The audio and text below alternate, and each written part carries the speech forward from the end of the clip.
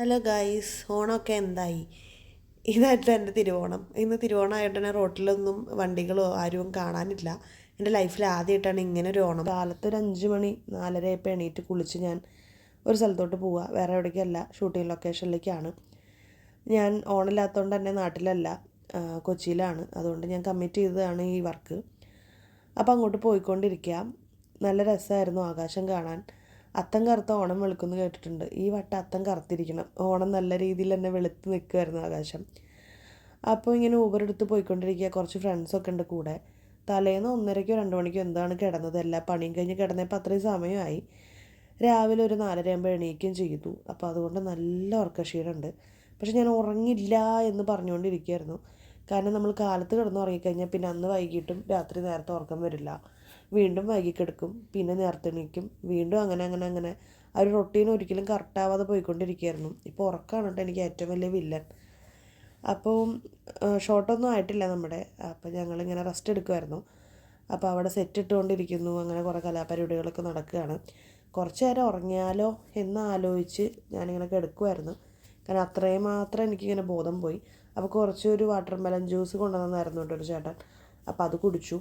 നമുക്കിങ്ങനെ ജ്യൂസൊക്കെ കിട്ടുക ലൊക്കേഷനിൽ പോകുമ്പോൾ. ഫുഡും ജ്യൂസും അങ്ങനത്തെ നല്ല നല്ല സംഭവങ്ങളൊക്കെ എപ്പോഴും കിട്ടിക്കൊണ്ടിരിക്കും. അപ്പോൾ ഇവിടെ ആർട്ട് വർക്കും ലൈറ്റ് വർക്കൊക്കെ നടന്നുകൊണ്ടിരിക്കുക. ഒരു പ്രസ് ക്ലബ്ബ് അല്ലെങ്കിൽ അതാണ് കാണിക്കുന്നത്. ഫിലിം ഏതാണ് അല്ലെങ്കിൽ എന്താണ് സാഹചര്യം എന്നൊന്നും നമ്മൾ പറയുന്നുമില്ല, കാണിക്കുന്നുമില്ല. അത് ആ ഒരു പ്രൊഫഷന് നമ്മൾ ഒരു എത്തിക്സ് ഇല്ലാത്ത പരിപാടിയാവും. അപ്പോൾ അതുകൊണ്ട് നമ്മളതൊന്നും പറയുന്നില്ല. അപ്പോൾ എന്തായാലും നല്ല രീതിക്ക് തന്നെ ആർട്ട് വർക്കും ലൈറ്റിങ്ങും എല്ലാം നടന്നുകൊണ്ടിരിക്കുക. അപ്പോൾ ഈ ചേട്ടനൊക്കെ ഇങ്ങനെ കഷ്ടപ്പെട്ട് കയറി പണിയെടുക്കുവാണ്. അപ്പോൾ നമ്മൾ ഉറക്കം വരുന്നേ എന്ന് പറഞ്ഞുകൊണ്ട് ഇങ്ങനെ ഇരിക്കുക. ഉറങ്ങില്ല. പക്ഷെ ഞാൻ വീണ് പോയി. കാരണം അത്രയും ബോഡി വീക്കായിരുന്നു. പിന്നെ ഒരു ഉച്ച 2 മണി വരെ നമുക്ക് ഈ ആർട്ട് വർക്കും കാര്യങ്ങളും നടന്നുകൊണ്ടിരിക്കുകയായിരുന്നു. നമുക്ക് ഷോട്ട് ഉണ്ടായിരുന്നില്ല. അപ്പോൾ അത്രയും നേരം റെസ്റ്റ് എടുക്കാൻ പറ്റി. അത് കഴിഞ്ഞിട്ട് ഉച്ചയ്ക്ക് ഞങ്ങൾ പുറത്തോട്ട് ഇറങ്ങി. ഇന്ന് തിരുവോണം ആയതുകൊണ്ട് തന്നെ മിക്കവാറും സദ്യ ആയിരിക്കും എന്നൊരു അശരീരി മൊത്തത്തിലുണ്ടായിരുന്നു. ഇല്ലെങ്കിൽ ലൊക്കേഷൻ ഫുഡ് അടിപൊളിയാട്ടോ. ലൊക്കേഷനിൽ നമുക്ക് ഫുഡായിക്കോട്ടെ അല്ലെങ്കിൽ ജ്യൂസ് ആയിക്കോട്ടെ എന്ത് സംഭവങ്ങളും നല്ല നല്ല രീതിക്കാണ് സെർവ് ചെയ്യാറ് ഒരുവിധം എല്ലാ സ്ഥലത്തും. പിന്നെ UC കോളേജായിരുന്നു ലൊക്കേഷൻ. UC കോളേജിൽ ഞാൻ ആദ്യമായിട്ടാണ് പോകുന്നത്. UC കോളേജ് മൊത്തം ഒന്ന് ചുറ്റി നടന്ന് കാണണമെന്നുണ്ടായിരുന്നു. പക്ഷെ കാലത്ത് ബോധമില്ലാതെ ഉറക്കത്തിൽ നിന്ന് എണീറ്റതിൻ്റെ ആഘാതത്തിൽ ഞാൻ സൺസ്ക്രീൻ ഇടാതെ മേക്കപ്പ് എല്ലാം ചെയ്തിറങ്ങി ഗൈസ്. പിന്നെ വീണ്ടും പോയി ഫേസ് കഴുകി സൺസ്ക്രീൻ ഇടാനുള്ള മടി കാരണം ഞാൻ അങ്ങനെ തന്നെ ഇറങ്ങി. അപ്പോൾ ഈ തിളച്ച വെയിലത്ത് സൺസ്ക്രീൻ തേക്കാതെ ഓടിപ്പാടി നടക്കുന്ന എന്നെയാണ് നിങ്ങൾ കണ്ടുകൊണ്ടിരിക്കുന്നത്. അപ്പോൾ ഫുഡ് ഇതുവരെ കിട്ടിയിട്ടില്ല. ഇതെന്തത് വിശക്കുന്നുണ്ടല്ലോ, സദ്യ ഒന്നും വേണ്ട, കുറച്ച് ചോറ് തരുമോ എന്നുള്ള രീതിക്ക് ഇവിടെ ഇരുന്ന് പറഞ്ഞുകൊണ്ടിരിക്കുകയാണ് കേട്ടോ ഓരോരുത്തർ.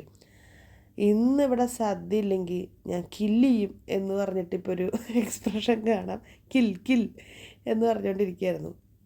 അപ്പോൾ എന്തെങ്കിലും ആവട്ടെ, ഫുഡ് കഴിക്കാൻ പോവാം എന്ന് പറഞ്ഞൊരു 2:30 നമ്മൾ ഫുഡ് കഴിക്കാൻ പോയപ്പോൾ.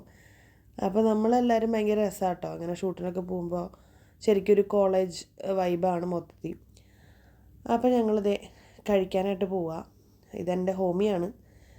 എന്താവും എന്തോ എന്നൊക്കെ പറഞ്ഞുകൊണ്ട് നടക്കുക. അവിടെ എത്തിയപ്പോൾ സത്യം പറയാലോ അടിപൊളിയായിരുന്നു കേട്ടോ. എല്ലാ കറികളും പഴവും പപ്പടവും എല്ലാ സംഭവവും, അതായത് എല്ലാം കൂട്ടിയുള്ള ഭയങ്കര വിഭവസമൃദ്ധമായിട്ടുള്ളൊരു സദ്യയായിരുന്നു. അതിൻ്റെ സന്തോഷം എൻ്റെ മുഖത്ത് കാണാനും ഉണ്ട്.